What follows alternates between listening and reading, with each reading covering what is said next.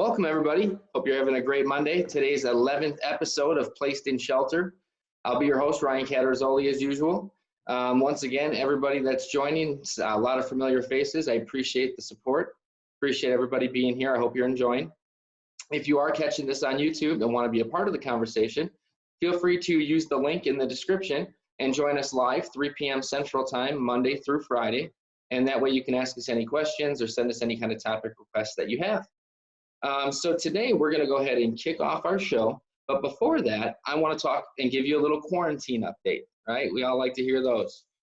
So over the weekend, I got to play daddy daycare. My wife was at work for 2 12-hour shifts in Madison, so she stays in Madison. And last night at about 9 o'clock, when I'm expecting her to get home, I get a phone call that she decided to hit a deer at 75 miles an hour on I-94. And of course, she's not driving her lease. She's driving my car, the Malibu. And she says, it's smoking. I said, well, honey, I don't know what's going on, but you should probably get out of the car because I've seen too many Hollywood movies and I don't need you to be in a fiery disaster. So the question of the day is, when's the best time to hit a deer? And the answer would be never. However, there's another question. When's the worst time to hit a deer? The worst time to hit a deer would be during a pandemic, when you're an ICU nurse wearing your scrubs, coming directly from dealing with COVID-19 patients, because nobody even wanted to come within 5 feet of her, let alone 10 feet of her. So luckily the state troopers did come by, but we weren't able to ride in the tow truck. So now I'm stuck at home with the kids and have to figure that one out. Can't send the parents, that would be irresponsible. So luckily my youngest brother, Brett, he's young and healthy enough, so we sent him to go pick up Kaylin last night. So she didn't get back home until about 10:30 after that disaster. So I might be in the market for a new car pretty soon. So with that, let's move into today's episode, the real meat and potatoes. And today's episode I'm going to call Enlightened. And what we're going to talk about today is going to be LEDs. And obviously LEDs are becoming more and more popular. In fact, finding an incandescent can be downright painful at times to try and find them. I think of an episode of a TV show I've watched a few times, Last Man Standing with Tim Allen. There's actually an episode where he's in the hardware parking lot at midnight in the pitch black, making a black market deal for incandescent bulbs. So more and more people are moving to LEDs. And once that market has swung over, all the major manufacturers are making LEDs. So it's making incandescents harder and harder to find. So why is everybody switching over to LEDs? Couple of positives here. Number one, efficiency, which is efficiency in the form of power consumption. So for example, talking about our current Chef LED bulbs, you're looking at 3.5 watts versus a 40-watt light bulb. So right there, the power consumption is going to be less over the duration of the use of the light bulb. Number two, lifespan, okay? Many LEDs have a rating of 50,000 hours. So for your household LEDs, interesting math, use 12 hours a day. An LED with 50,000 hours on it will last roughly 11 years. So you get a huge lifespan out of them. And then last is the recyclability. The incandescent bulbs tend to use a tungsten filament, which cannot be reused, whereas everything in the LED is recyclable. So that's on the positive side. Some of the negatives that people talk about, obviously your cost. You're going to pay more for something that's going to last much longer than a regular incandescent. You also have directional light with an LED. So this can be a positive or a negative, but when you have a regular incandescent bulb, you're getting light source throughout 330 degrees from that filament, roughly. Whereas with the LED, it's very directional. You're only going to get a certain portion of that same radius being directed in the form of light. But last but not least, what I really want to talk about today is heat. Heat. Why is it that we don't see a lot of LEDs in ovens, in heated cabinets, in overhead strip heaters? And that's because there's a big problem with the LEDs when it comes to heat. And what a lot of people don't think about or know is that everyone thinks that an LED does not produce any heat. And that's actually not true. The LED produces heat. In fact, almost all light sources that we use right now, the majority of the energy going in is dissipated in the form of heat. So they're actually not that efficient. They create more heat than they do light when it comes to energy in and light source out. But the reason people don't think about LEDs for heat is because it's different.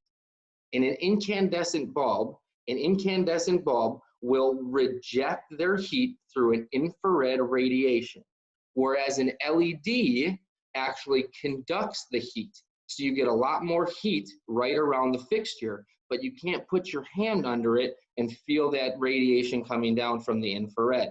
That's where the major difference is, and kind of the misconception about it being about it not producing any heat. So what do we design in an LED so that it can allow it to be in a humidified cabinet or inside of a strip heater, for example? And that's what we call a heat sink. There's a lot of different versions of it, but basically the basics of the heat sink are it's designed to absorb the heat and then disperse the heat evenly throughout the heat sink, and then through either passive or active airflow around the heat sink, it actually cools down that portion of the light.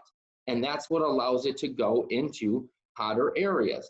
However, you'll never see it go into something extremely hot because the LED diode cannot handle that kind of heat.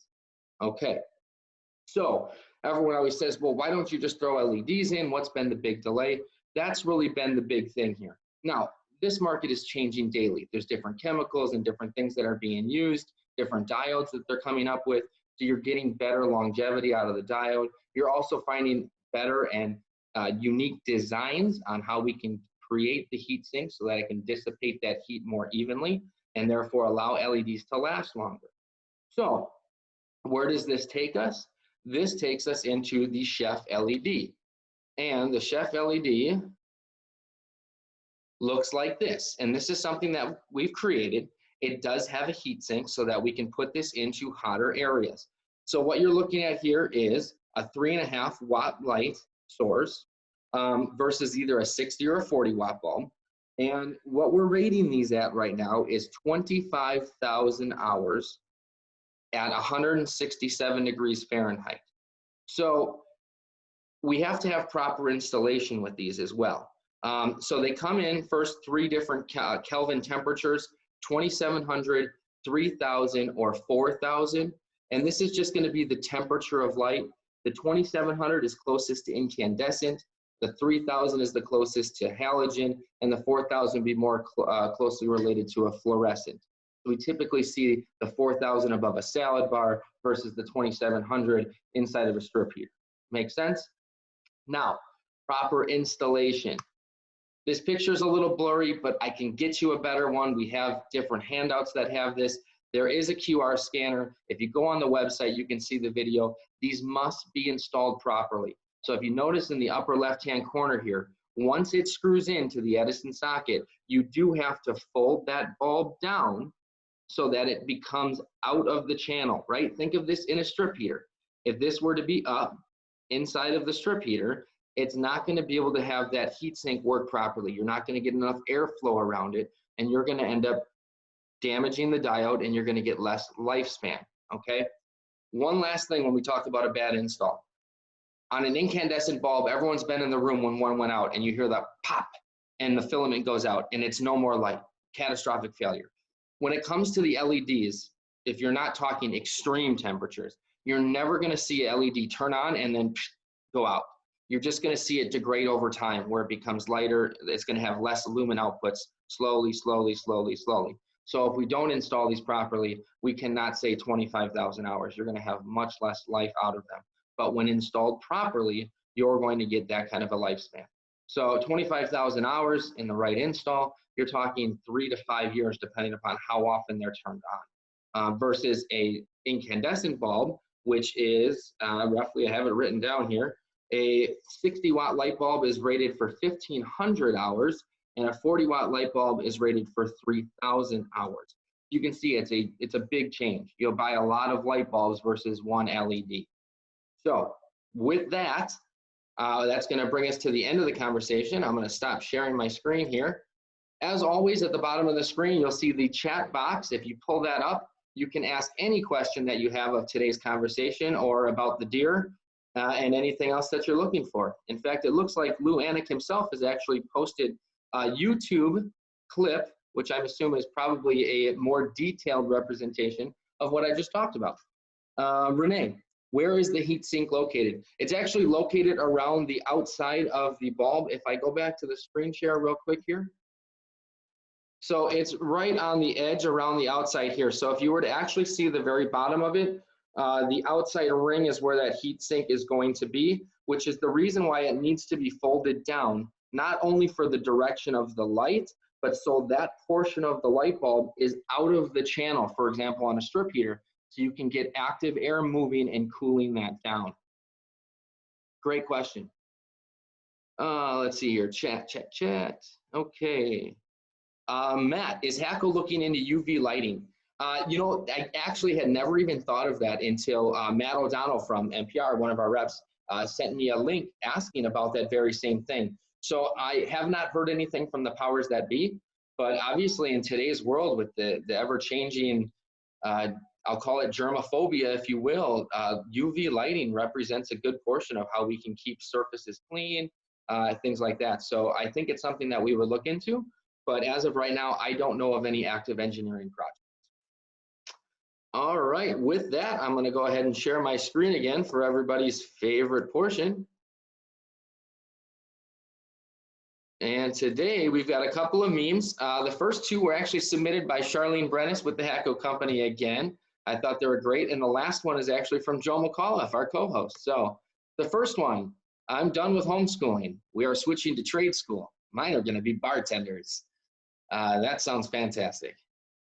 I like this one. Nothing like being in your bedroom after spending the whole day in the living room. And last but certainly not least, from Thoughts of the Dog. The human has been working from home the last couple of days, and every so often they let me participate in the video calls. All the other humans cheer when they see me. I'm the only thing holding their company together. I'm sure my dog feels the same way, although she gets mad when I try to pick her up. And with that, we're going to wrap up today's episode. Once again, thank you everybody for joining in. Again, if you're catching on YouTube, you can always join us live 3 p.m. Central Standard Time, Monday through Fridays. If you do subscribe and hit the bell notification right down here at the bottom, that will let you know every time we post a new video. And always, to let us know you're enjoying the content, please like, share, and subscribe. Thanks, everybody. Have a good day.